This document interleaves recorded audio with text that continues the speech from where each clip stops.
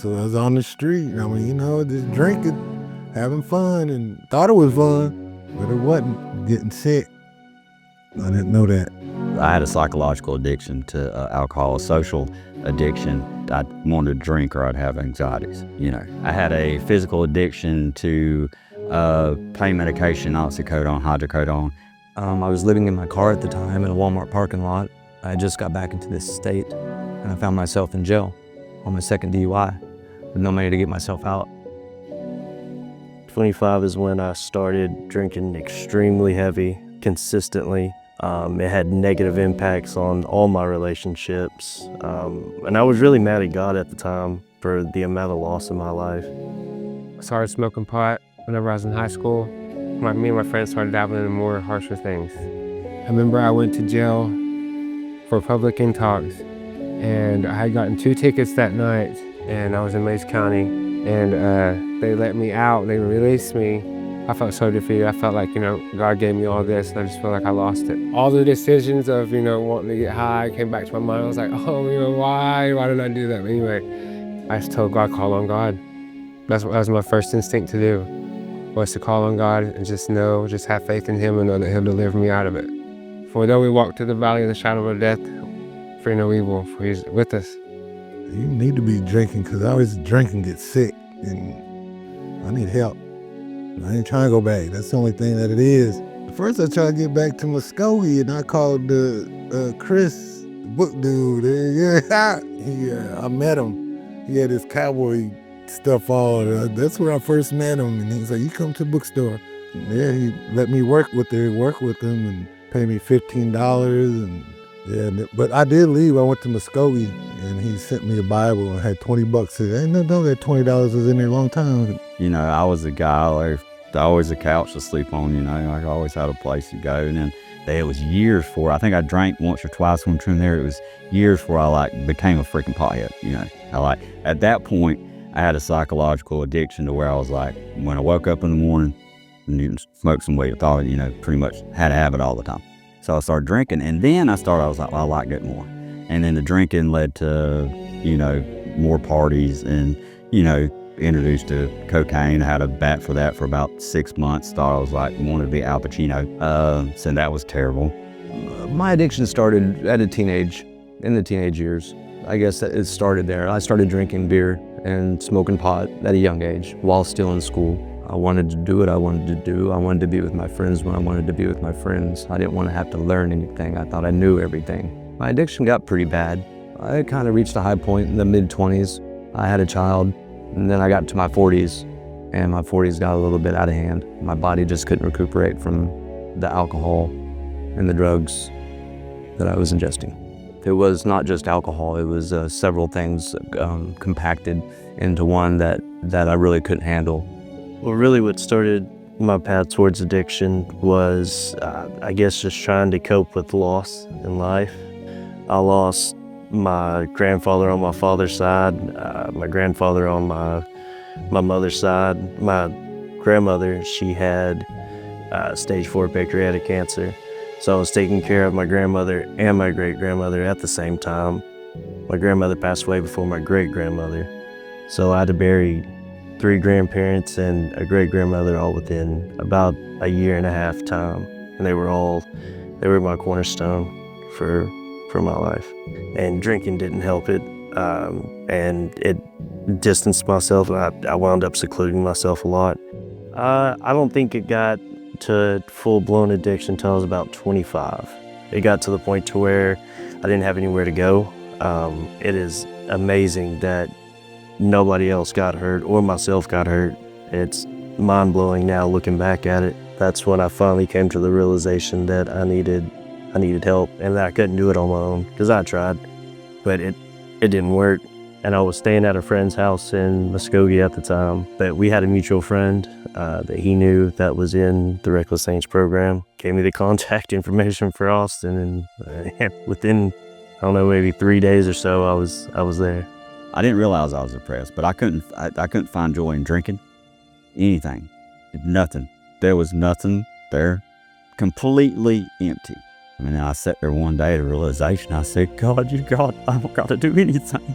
And it stopped. and I was grateful. I got a DUI. I got 2 DUIs in 2024. I went to jail in July of 2024. Had no money to bond out since my bond was so low because it was only a DUI. That it was a bond project, and they would bond people out free of charge. And so of course, I want to get out of jail. I'd been in there for a few weeks at this point.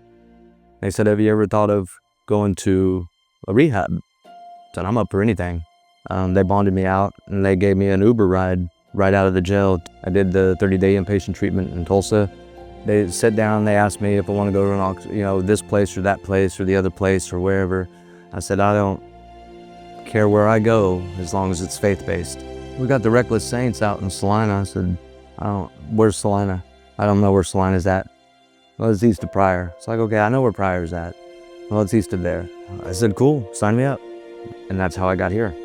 I came directly out of 30-day inpatient treatment out of David L. Moss Correctional Facility.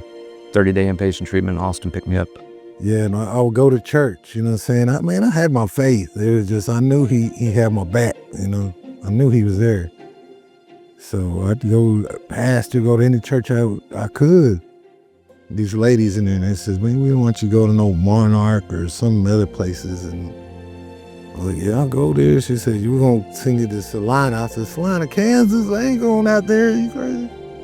But yeah, she said, "No, it's just down the street." And I said, "Oh, okay then." Austin come pick me up. Hey, he said, "I come get you. You gonna complete the program?" I said, "Yeah, I'll do that, man." I'd never been to a rehab before. I was used to living on my own. It took me a while to fit in comfortably.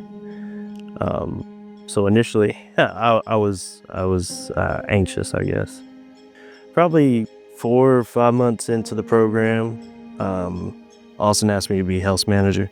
That was a large undertaking in itself because I didn't know what I was doing. I mean, I kind of did, but I really didn't because it's a completely different environment when you're dealing with 17, 18 other guys that are all fighting addictions, all have their own personal problems, all have things going on in their life. And I don't think anybody's really equipped to deal with that. I think that's a kind of learn as you go type of experience for sure. A more stronger relationship with the Lord. Call upon His name and He'll hear you, He'll answer you. Have that faith to move mountains, and God, He will. Stay focused on Jesus. Put Him first. Seek first His kingdom, and everything else be added unto you. Just leave no room for doubt. Trust in His word, and He'll see you through to the end. It's them blessings, you know what I'm saying? And I don't look for it. It just comes to, I'm like, golly, it's cool. I know who does it, and y'all, and Reckless taught me a lot about going to church and friendships, family, church people. If I can name them all out there, all you know what I'm saying, the Blue Springs. It was Jesus first. Jesus was there. That's the only thing I ever wanted me to change. He's my best friend. Always there in the pain and the trouble. I could talk to him. My mind needed rest, my spirit needed rest, and I needed to get in touch back with the Lord. I wouldn't have been able to accomplish them and get the rest, the mental rest, the soul rejuvenation that I desperately needed. There's clarity, there's more clarity in it, in the spirit, understanding. And it's a daily thing. It's a daily thing with me. I'm sure with everybody. I had to do a lot of forgiving of myself, and I had to ask for a lot of forgiveness. And in doing so, I got rid of a lot of that anger and resentment I had. I kind of understand things a little bit better now. Loving God with all your heart and all your soul and all your mind, and loving your neighbor kind of go hand in hand. I like to think that one makes you better at the other. Being able to serve somebody else is tremendously rewarding. Really what Reckless has done is giving me a foundation for which to build my life and continue it. Your worst day in the program is always going to be better than your best day out there in addiction when you're going through it. Whenever I look around me and I see everything that He's blessed me with, He reminds me of that day, of the day when I felt like I had nothing. And that's what makes me thank Him more and more each day for everything that I have, because I know that day I felt like I lost it all. It's an amazing feeling whenever you call on Jesus and he heals you and he answers you. You better listen to Austin and Scott and Robert and go to church and stay with them, be interactive and pray. You know, and if you don't know what's going on in your own mind and heart and soul, get there quickly, you know, and get a game plan. Don't waste this year on trivial things that mean nothing and that will mean nothing to you in the future. Get in there and get what you came to get. Get your spirit fixed, get your mind fixed, get your body fixed, get your orientation right, get your thought processes right, get your work habits right, get your waking up, doing chores. Know that you know that everything's right before you walk out that door. I'd recommend it to anybody. If you were offered a bed and reckless, you'd be wise to take it. If you're in a situation, he's there.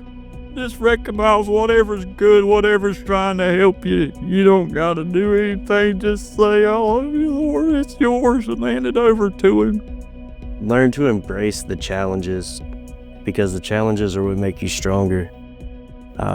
You can be comfortable and stagnant all you want, and you will not improve, you will not get better. But if you challenge, even if you fail, as long as you get up and you learn something from it, you've succeeded.